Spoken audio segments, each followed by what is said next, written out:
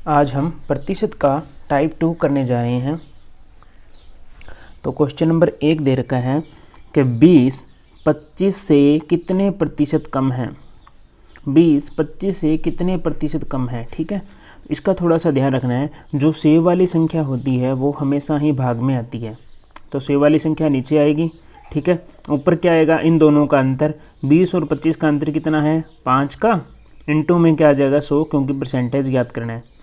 ठीक है, तो 5 का 5, 5 5 25 और 5 का 100 में भाग देंगे तो 20% आ जाएगा।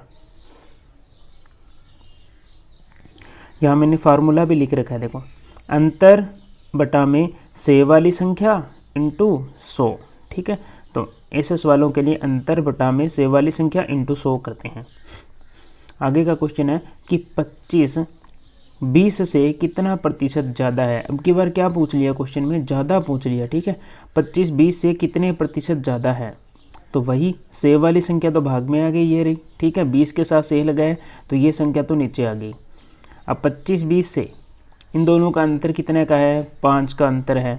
इनटू में परसेंटेज के लिए क्या लगेगा, 100 लगा दिया। ठीक है, तो भाग दिया तो कितना आया, 25% आया। 0 से 0 कैंसिल, 2 का इसमें भाग दिया तो 5, और 5 को 5 से गुणा करेंगे तो कितना आता है, 25 आता है। इसी प्रकार तीसरा क्वेश्चन दे रखा है कि 20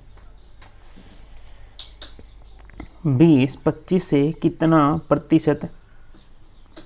क्वेश्चन दे रखा 20 25 का कितना प्रतिशत है। अब की बार क्या दे दिया, का दे दिया। जब भी कोई का वाली संख्या दी जाती है तो का वाली संख्या हमेशा ही भाग में आती है, और जो शेष संख्या बचती है वो ऊपर आती है। तो का किसके साथ लगा है, 25 के साथ, तो 25 तो भाग में आ गया। ठीक है, और जो संख्या बची, क्या बची, 20 20 ऊपर आ गया। इनटू में प्रतिशत के लिए क्या लगेगा, 100 लगेगा। तो काटेंगे 25 से कम 25, 25 चौका 100। 4 को 20 से गुणा करने पर कितना आता है, 80 आता है, तो 80% हो जाएगा। ठीक है, इसी प्रकार एक क्वेश्चन और देखते हैं कि 25 20 का कितना प्रतिशत है। जो 25 है वो 20 का कितना प्रतिशत है। तो देखो, अभी बताया था मैंने, जिसके साथ का लगा है वो संख्या हमेशा ही भाग में आती है। तो का किसके साथ में लगा है, 20 के साथ में। बाकी संख्या क्या बची, शेष संख्या 25 है, और प्रतिशत के लिए क्या लगेगा, 100 लगेगा। ठीक है, तो अभी इसको काटेंगे तो 20 से कम 20, 20 5 100, और 5 को अगर 25 से गुणा करूंगा तो कितना आएगा, 125 आ जाएगा। सवाल नंबर 5 दे रखा है, एक संख्या का 42%, कोई भी संख्या है उसका 42% कितना है, 210 है, तो वह संख्या ज्ञात करो। अभी ऐसा क्वेश्चन हमने किया था, का वाला ऊपर किया था ना। देखो, का किसके साथ में, 42% के साथ में, तो 42 तो आ जाएगा हर में, भाग में। जो शेष संख्या बच गई वो आ गई ऊपर, इनटू संख्या ज्ञात करनी है। तो हमने माना कि वह संख्या क्या है, 100 है। ये शॉर्ट ट्रिक है, ये इस्तेमाल करनी है आपको। तो संख्या क्या है, 100 है। अब इसको काटेंगे तो 5 पे जाएगा, और 5 को 100 से गुणा करेंगे तो कितना आ जाएगा, 500 आ जाएगा। ठीक है, एक और सवाल ऐसा ही क्वेश्चन दे रखा है कि एक संख्या का 48% 132 है, तो वह संख्या ज्ञात करो। कोई भी संख्या है उसका 48% कितना है, 132 है, तो संख्या ज्ञात करो। ठीक है, तो हमारे पास में देखो, जिसके साथ में का लगाया, का किसके साथ में लगाया, 48% के साथ में, तो 48 तो आ जाएगा भाग में।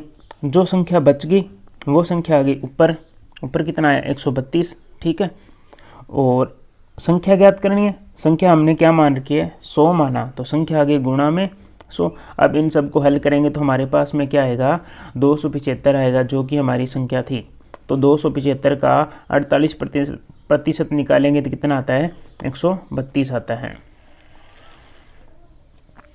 देखो आगे वाला क्वेश्चन, एक संख्या के 42% व 68% का अंतर 156 है, तो संख्या ज्ञात करो। दोबारा देखो, कोई भी संख्या है उसका 42% और 68% का अंतर कितना है, 156 है। यहाँ हमें सवाल में क्या दे रखा है, अंतर दे रखा है, तो हम तो ऊपर रखेंगे अंतर, और अंतर दिया है तो इन दोनों का भी अंतर ज्ञात करेंगे। 42 और 68 का अंतर ज्ञात करेंगे। 42 और 68 का अंतर कितना होता है, 26 होता है। अभी मैंने बताया था, कोई भी संख्या होती है अपने आप में क्या होती है, 100% होती है। तो गुणा में क्या लगा दिया, 100 लगा दिया। अब इसको काटेंगे, 26 से कम 26, 26 छिक्का 156, 6 को गुणा करेंगे 100 से कितना आ जाएगा, 600। तो ये इस प्रकार क्वेश्चन था। नेक्स्ट क्वेश्चन करते हैं पूर्णांक वाला। देखिए थोड़ा ध्यानपूर्वक समझना कि एक परीक्षा में उत्तीर्ण होने के लिए 32% अंकों की आवश्यकता है। कोई भी परीक्षा है उसमें उत्तीर्ण होने के लिए कितने अंक चाहिए? 32% अंक चाहिए। पूजा 25% अंक प्राप्त करती है, वह 28 अंकों से अनुत्तीर्ण हो जाती है, फेल हो जाती है 28 अंकों से, और 25% अंक प्राप्त करती है। तो परीक्षा का पूर्णांक और परीक्षा का उत्तीर्णांक ज्ञात करो। दोनों ही पूछा है हमसे, तो ज्ञात करेंगे। क्वेश्चन में देखो क्या दे रखा है कि एक परीक्षा को पास होने के लिए 32%, यहाँ लिखता हूँ मैं पास, हम पास पे गणना करेंगे, ठीक है। पास होने के लिए कितने अंक चाहिए थे? 32% अंक। परंतु इधर भी मैं दोनों साइड पास पे ही गणना कर रहा हूँ। पूजा ने कितने अंक प्राप्त किए? 25% अंक प्राप्त किए, ठीक है, और 28 अंकों से अनुत्तीर्ण हो गई। अगर वह 28 अंकों से क्या होगी? फेल होगी। अगर वह 28 अंक और लाती तो वह क्या हो जाती? पास।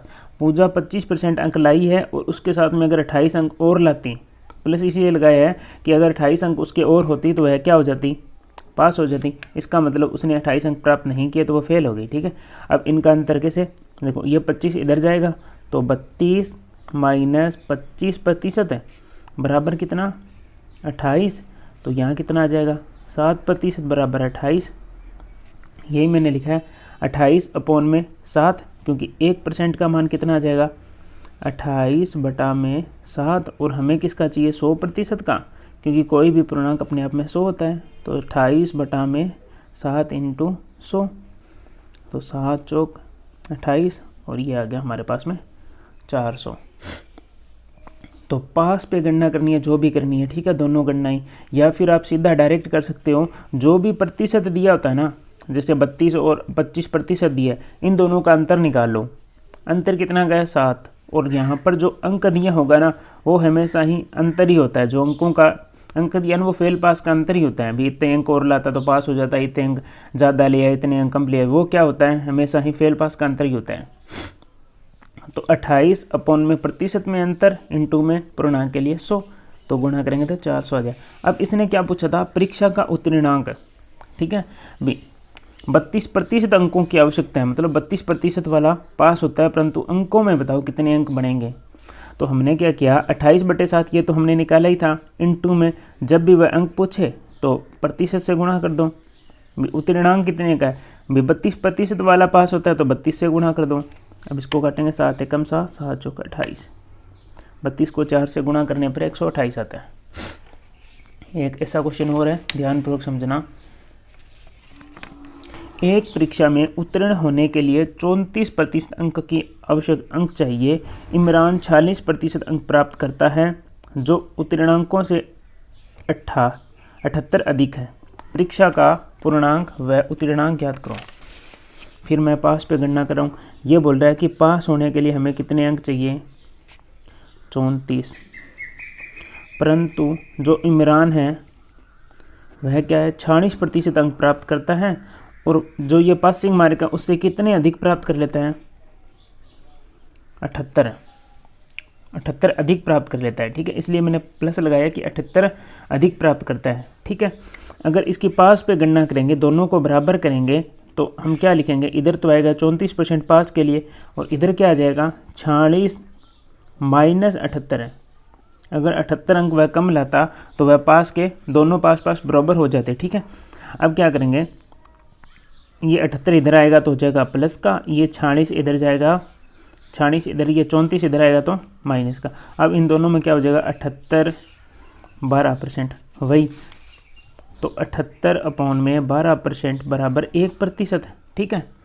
तो इस प्रकार पासिंग पे गणना करनी, या फिर मैंने डायरेक्ट बताया था, वही यहाँ क्या दे रखा है? 34, यहाँ क्या दे रखा है? 46, दोनों प्रतिशत में है ना, तो दोनों का अंतर निकालो, कितने का आएगा? 12 का अंतर आएगा। अंतर हमेशा ही भाग में आता है प्रतिशत वाला, और ये कितने अधिक प्राप्त करता है? 78, तो 78 ऊपर, इंटू में अगर आपको पूर्णांक पूछे तो 100 से गुणा कर दो, ठीक है। और अगर आपको उत्तीर्णांक पूछे तो जो परसेंटेज दिया है, जैसे 34 दिया है तो 34 से गुणा कर दो, क्या आएगा? 221 आएगा। ये उतरणांक वाले दोनों ही अच्छे क्वेश्चन थे। ठीक है, यहाँ पर हमारा टाइप 2 खत्म होता है। नेक्स्ट वीडियो में हम टाइप 3 करेंगे।